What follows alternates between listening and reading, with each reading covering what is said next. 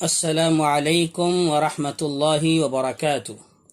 الحمد للہ رب العالمین والصلاة والسلام علی رسولہ الکریم، اما بعد فاعوذ باللہ من الشیطان الرجیم، بسم اللہ الرحمن الرحیم۔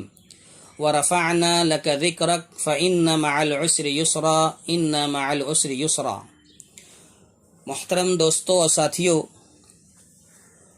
گزشتہ درس میں نے آپ لوگوں کے سامنے یہ بات بتائی ہے کہ مصیبتیں اور تکلیفیں جب آتی ہیں تو اس کے پیچھے کئی چیزیں کار فرما ہوتی ہیں۔ ایک تو آپ کے سامنے بات بتائی گئی کہ اللہ تعالیٰ کی منشا آزمائش اور امتحان ہے، دوسرا تنبیہ ہے، اصلاح کا موقع ہے، توبہ کا موقع ہے، سنبھلنے کا موقع ہے، اور تیسرا بتایا گناہوں کا کفارہ ہے، اور اسی طریقے سے ایک اور بات بتائی، چوتھی بات، کہ آفتوں سے نجات دلانا مقصود ہوتا ہے۔ یہ ساری چیزیں اللہ کے پیش نظر ہوتی ہیں، اس لیے مسلمانوں کو یا انسانوں کو مصیبتوں اور تکلیفوں سے دوچار کیا جاتا ہے۔ آج ایک اور چیز آپ کے سامنے بتائی جا رہی ہے، پانچویں چیز، وہ یہ کہ مصیبتوں اور تکلیفوں کے پیچھے اللہ کی جو منشا ہوتی ہے، اس میں ایک چیز یہ ہوتی ہے کہ اللہ تعالیٰ یہ چاہتا ہے کہ آپ کو مصیبتیں اور تکلیفیں دے کر ترقی عطا کرے، آپ کی زندگی میں ترقی ہو، تعمیر ہو، اور آپ جو ہے آگے بڑھیں۔ حالات کو اللہ سدھارنا چاہتا ہے۔ دنیا میں حالات جب بگڑتے ہیں مصیبتوں کے ذریعے تو ان حالات کو اللہ درست کرنا چاہتا ہے، اللہ حالات کو سدھارنا چاہتا ہے، اس لیے مصیبتیں اور تکلیفیں دے کر کے ان مراحل سے اللہ ہمیں اور آپ کو گزارتا ہے۔ اس کی مثال میں آپ کو دوں گا، بڑی پیاری مثال ہے یوسف علیہ السلام کی مثال۔ یوسف علیہ السلام کی زندگی آپ دیکھیے، شروع سے ہی مصیبتوں اور تکلیفوں کا مرقع رہی ہے، منبع رہی ہے یوسف علیہ السلام کی زندگی۔ ابتدا ہی سے دیکھیے، بھائیوں نے جو ہے کنویں میں ڈھکیل دیا، اور قمیص تھی، قمیص کو بھی نکال لیا تاکہ خون میں لت پت کر کے باپ کے پاس بہانہ بنا کر پیش کریں۔ ابتدا ہی سے ماں باپ سے دور کر دیا بھائیوں نے یوسف علیہ السلام کو۔ پھر اس کے بعد ہوا یہ کہ یوسف علیہ السلام کو ایک قافلے نے کنویں سے نکالا، اور کنویں سے نکال کر بازار مصر میں لے گئے، اور وہاں جا کر کے یوسف علیہ السلام کے ساتھ کیا ہوا، وَشَرُوهُ بِثَمَنٍ بَخْسٍ دَرَاهِمَ مَعْدُودَةٍ، چند کھوٹے سکوں کے عوض یوسف علیہ السلام کو بازار مصر میں فروخت کر دیا گیا۔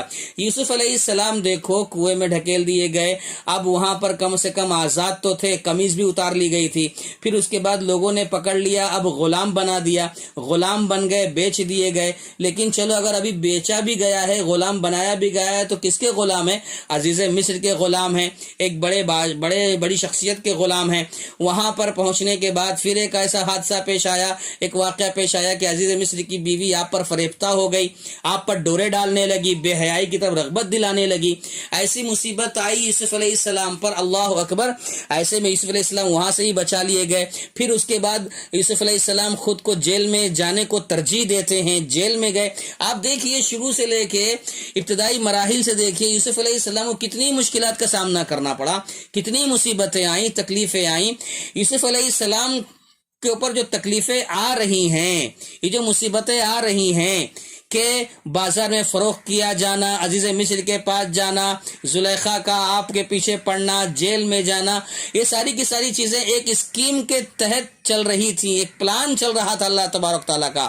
اور وہ پلان اور منصوبہ کیا تھا کہ آگے چل کر ان مصیبتوں اور تکلیفوں کے بعد یوسف علیہ السلام کو مصر کی بادشاہت عطا کرنا ہے، مصر کا سارا معاملہ یوسف علیہ السلام کے اختیار میں دینا ہے۔ تو اللہ تبارک و تعالیٰ جب مصیبتیں عطا کرتا ہے تو حالات سدھارنا مقصود ہوتا ہے، آگے چل کر کے ترقی دینا مقصود ہوتا ہے۔ جیسے کہ یوسف علیہ السلام مشکلات سے گزارے گئے، تکلیفوں سے گزارے گئے، ایک لمبا سلسلہ رہا تکلیفوں کا، مصیبتوں کا، لیکن آخر کار اللہ تبارک و تعالیٰ آزمانے کے بعد، یعنی مصیبتوں تکلیفوں سے دوچار کرنے کے بعد، اللہ تبارک و تعالیٰ نے یوسف علیہ السلام کو راحت دی، سکون دیا، اطمینان دیا، اور یوسف علیہ السلام مصر کے بادشاہ بن گئے۔ جس کو چاہتے تھے دیتے تھے، نہیں چاہتے تھے نہیں دیتے تھے۔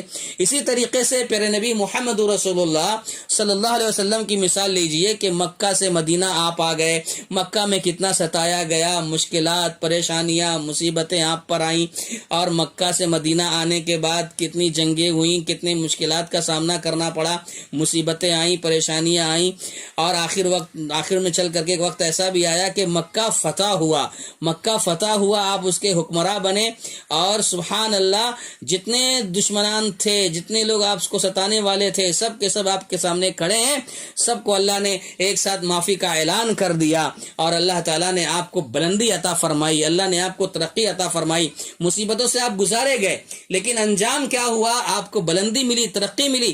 اللہ تعالیٰ نے کہہ دیا وَرَفَعْنَا لَكَ ذِكْرَكَ، ہم نے آپ کے مقام کو بلند کر دیا۔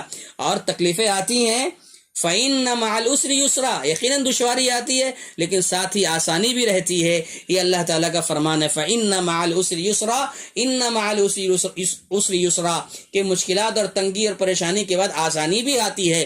تو بہرحال یہ سمجھ میں آیا، یہ معلوم ہوا کہ مصیبتوں اور تکلیفوں کے پیچھے اللہ تبارک و تعالیٰ کی مرضی اور اللہ کی منشا یہ ہوتی ہے تاکہ وہ حالات کو سدھار دے، درست کر دے، آپ کو ترقی عطا کرے، بڑھوتری پیدا کرے، تعمیر عطا کرے، تعمیر کرے آپ کی، یہ اللہ تعالیٰ کی مرضی ہوتی ہے، اللہ تعالیٰ کا مقصود و مطلوب ہوتا ہے۔ ہم اللہ سے دعا کریں کہ اللہ تبارک و تعالیٰ ہم تمام پر جو مصیبتیں آ رہی ہیں اللہ اس پہ ثابت قدم رہنے کی توفیق عطا فرمائے، اور اللہ تعالیٰ جو بھی مصیبتیں آتی ہیں جلد سے جلد وہ ہم سے رخصت فرما دے، ہم سے دور فرما دے، آمین۔ وآخر دعوانا ان الحمد للہ رب العالمین، السلام علیکم ورحمۃ اللہ وبرکاتہ۔